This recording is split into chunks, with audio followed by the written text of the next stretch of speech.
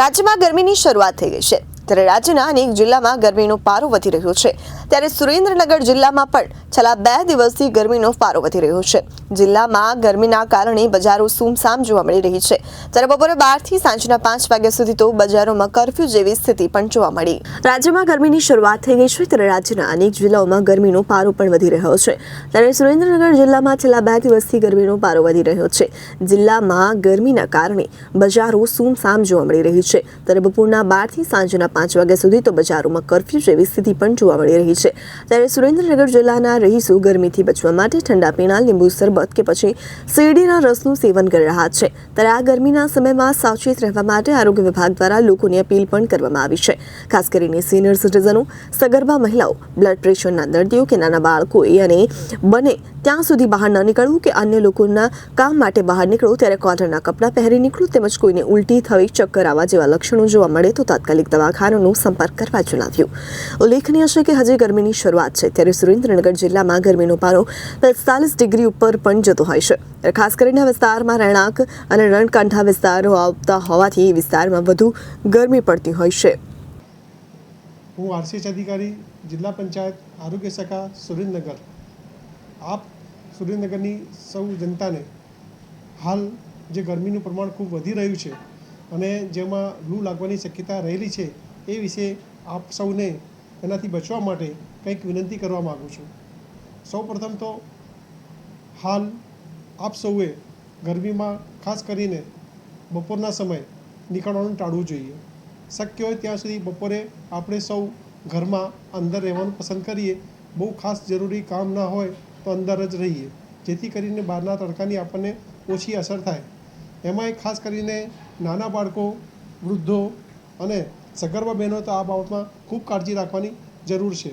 એમણે તો લગભગ નહીં જ નીકળવું જોઈએ અને ગરમીના તેમ છતાંય જો નીકળવાની જરૂરિયાત ઊભી થાય તો ખાસ કરીને સુતરાઉ કપડાં, ખુલ્લા હલકા અને લાંબી બાયના કપડાં ખાસ પહેરવા જોઈએ જેથી કરીને હવાની અવરજવર થઈ રહે શરીરને।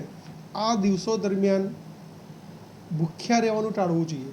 આપણા કંઈ પણ ખાવા પીવાનું સતત ચાલુ રાખવું જોઈએ જેથી કરીને શરીરમાં લોહીની શર્કરાનું માત્રા ઓછી ના થઈ જાય અને પ્રવાહી ખૂબ પીવું પડશે।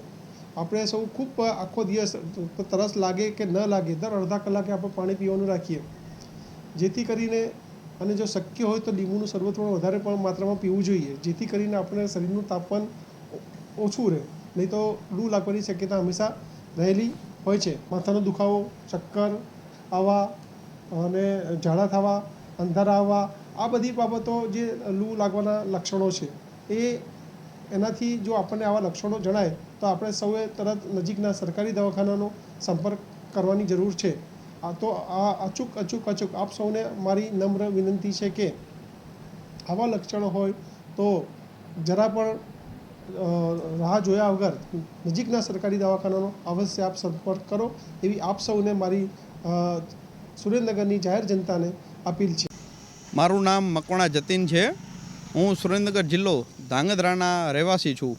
હાલ ધાંગધ્રા તાલુકામાં ખૂબ જ કાળઝાળ ગરમી પડી રહી છે જ્યારે રનિંગ દિવસોમાં પણ 42 થી 44 ડિગ્રી સુધીની તાપમાન ધાંગધ્રામાં જોવા મળે છે ત્યારે હાલ ખુદ સરકાર પણ આવા કાળઝાળ ગરમીમાં બપોરના સમયે સવારે 11 થી તે સાંજના 5 વાગ્યા સુધી કામ વગર બહાર નહીં આવવા માટે રજૂઆત કરે છે ત્યારે ખાસ બાળકો, વડીલોને એક સાચવવા જેવું છે કે કાળઝાળ ગરમીમાં જ્યારે કંઈ પણ મુસીબત પડે તો 108 કે એમ્બ્યુલન્સનો સહારો લઈ અને પોતાની પ્રાથમિક સારવાર કરે।